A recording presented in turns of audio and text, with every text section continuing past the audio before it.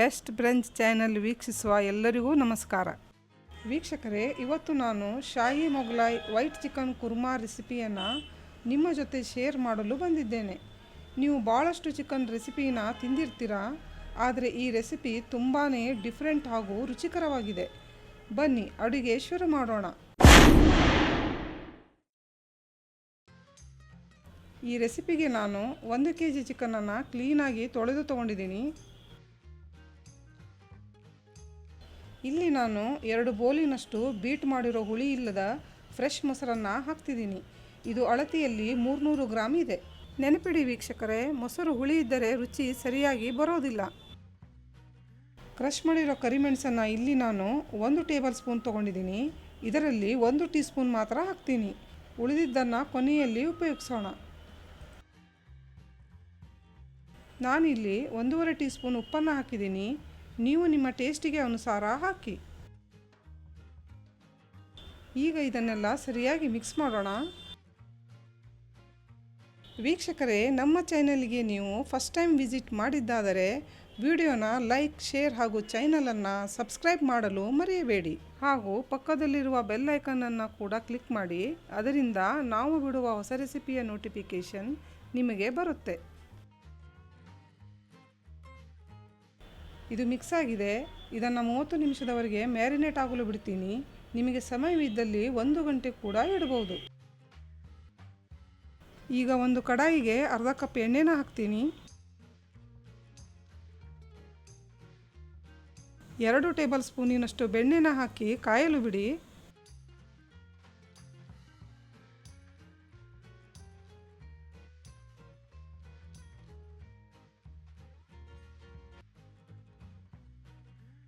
ಈಗ ಇದಕ್ಕೆ ಒಂದು ಮೀಡಿಯಂ ಸೈಜಿನ ಕಟ್ ಮಾಡಿರೋ ಉಳ್ಳಾಗಡ್ಡೆಯನ್ನು ಹಾಕೋಣ. 5 ರಿಂದ 6 ಹಸಿಮೆಣಸು, 20 ಗೋಡಂಬಿ.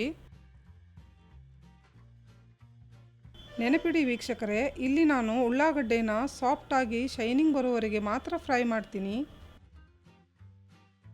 ನೀವು ನೋಡಬಹುದು, ಇಲ್ಲಿ ಉಳ್ಳಾಗಡ್ಡೆ ಕಲರ್ ಚೇಂಜ್ ಆಗಿಲ್ಲ, ಲೈಟಾಗಿ ಶೈನಿಂಗ್ ಬಂದಿದೆ. ಇಷ್ಟ ಆದರೆ ಸಾಕು. ಇದನ್ನು ಪ್ಲೇಟಿಗೆ ಶಿಫ್ಟ್ ಮಾಡಿ ಆರಲು ಬಿಡೋಣ. ಮಸಾಲೆ ಆರಿದೆ. ಇದನ್ನು ಮಿಕ್ಸಿ ಜಾರಿಗೆ ಹಾಕಿ ಸ್ವಲ್ಪ ನೀರನ್ನು ಆ್ಯಡ್ ಮಾಡಿ ಫೈನಾಗಿ ಗ್ರೈಂಡ್ ಮಾಡ್ತೀನಿ. ಈಗ ಉಳ್ಳಾಗಡ್ಡೆ ಹುರಿದ ಬಾಣಲೆಗೆ 2 ದಾಲ್ಚಿನ್ನಿ ಚಕ್ಕೆನ ಹಾಕೋಣ. ಕಪ್ಪು ಏಲಕ್ಕಿ 1, 6 ಲವಂಗ, 6 ಏಲಕ್ಕಿ, 2 ಟೇಬಲ್ ಸ್ಪೂನ್ ಫ್ರೆಶ್ ಆದ ಬೆಳ್ಳುಳ್ಳಿ ಪೇಸ್ಟ್, ಫ್ರೆಶ್ ಆದ ಶುಂಠಿ ಪೇಸ್ಟ್ 2 ಟೇಬಲ್ ಸ್ಪೂನ್. ಈಗ ಶುಂಠಿ ಹಾಗೂ ಬೆಳ್ಳುಳ್ಳಿಯ ಪೇಸ್ಟಿನ ಹಸಿ ವಾಸನೆ ಹೋಗೋವರೆಗೆ ಲೋ ಫ್ಲೇಮಲ್ಲಿ ಫ್ರೈ ಮಾಡೋಣ. ಈಗ ಗ್ರೈಂಡ್ ಮಾಡಿರೋ ಮಸಾಲೆ ಪೇಸ್ಟನ್ನು ಹಾಕ್ತೀನಿ.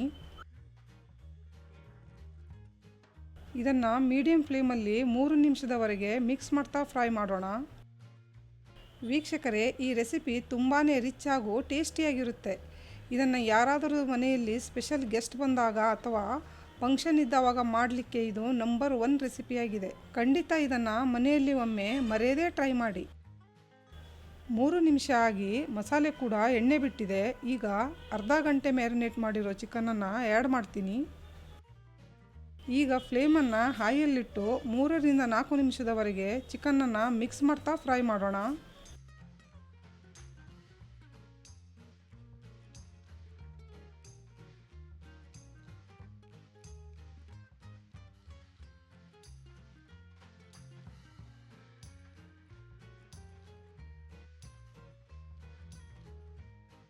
ಚಿಕನನ್ನು 4 ನಿಮಿಷದವರೆಗೆ ಫ್ರೈ ಮಾಡಿದ್ದೀನಿ.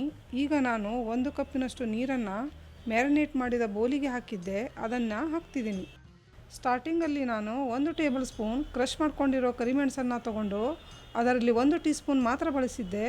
ಈಗ ಉಳಿದ ಕರಿಮೆಣಸನ್ನು ಕೂಡ ಆ್ಯಡ್ ಮಾಡ್ತೀನಿ. 1½ ಟೀ ಸ್ಪೂನ್ ಕಸೂರಿ ಮೇಥಿ. ಇದನ್ನು ಸರಿಯಾಗಿ ಮಿಕ್ಸ್ ಮಾಡ್ತೀನಿ. ನೋಡಿ ವೀಕ್ಷಕರೇ, ಗ್ರೇವಿ ಈ ಥರನೇ ತಿಕ್ಕಾಗಿ ಬರಬೇಕು.